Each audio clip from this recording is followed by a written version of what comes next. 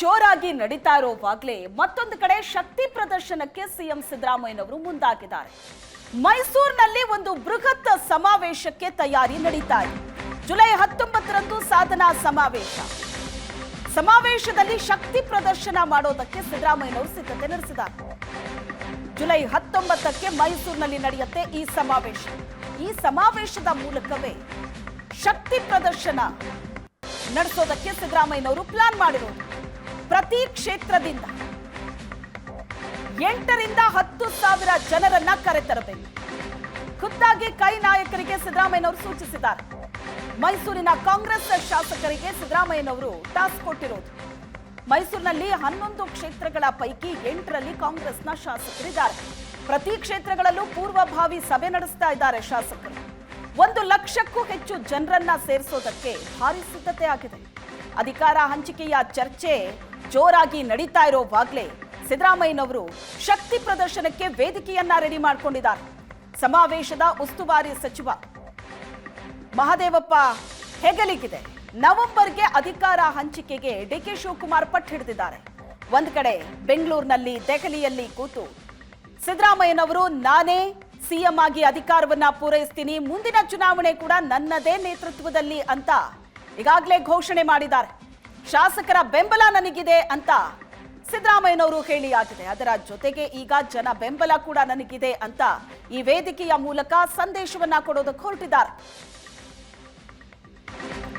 ಮೈಸೂರು ಸಮಾವೇಶದಲ್ಲಿ 1 ಲಕ್ಷಕ್ಕೂ ಹೆಚ್ಚು ಜನ ಭಾಗಿಯಾಗಲಿದ್ದಾರೆ.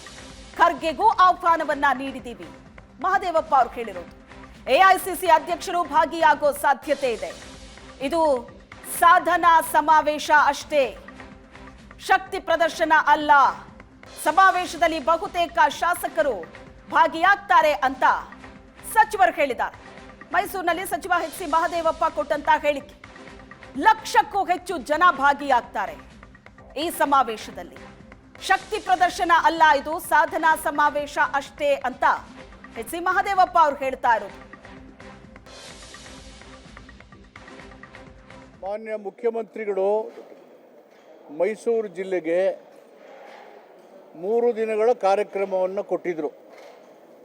3 ದಿನಗಳ ಕಾಲ ಮೈಸೂರಲ್ಲಿ ಏನೇನು ಅಭಿವೃದ್ಧಿ ಕಾರ್ಯಕ್ರಮ ಇದ್ದಾವೆ, ನೀವು ಯಾವ್ಯಾವ ಥರ ಪ್ಲ್ಯಾನ್ ಮಾಡ್ತೀರಿ, ಪ್ರೋಗ್ರಾಮ್ ಮಾಡ್ತಿರೋ ಅಥವಾ ಶಂಕುಸ್ಥಾಪನೆ ಮಾಡ್ತಿರೋ, ಉದ್ಘಾಟನೆ ಮಾಡಬೇಕು, 3 ಡೇಸ್ ಟೈಮ್ ಕೊಡ್ತೀನಿ, ನೀವು ಕಾರ್ಯಕ್ರಮವನ್ನು ಮಾಡಿ ಅಂತೇಳಿ ನಮಗೆ ಸಮಯನ ಕೊಟ್ಟಿದ್ದರು. ಜಿಲ್ಲಾಡಳಿತಕ್ಕೆ ಮತ್ತು ನಮಗೆಲ್ಲ ಹೇಳಿ ಕೊಟ್ಟಿದ್ದರು.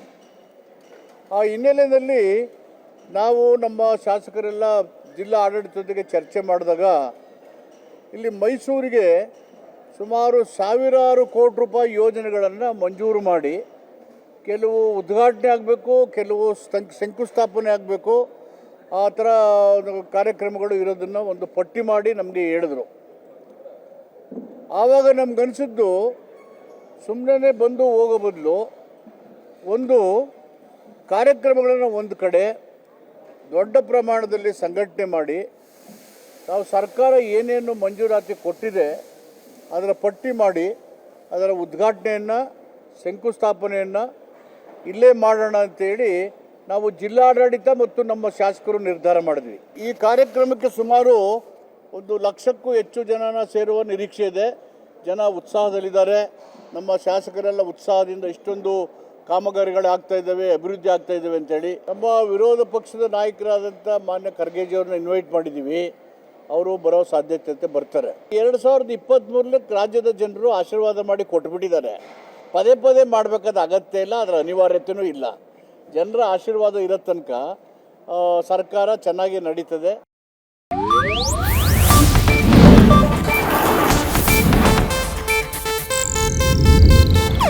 ಇದು ಏಷ್ಯಾನೆಟ್ ನ್ಯೂಸ್ ನೆಟ್ವರ್ಕ್ ಪ್ರಸ್ತುತಿ.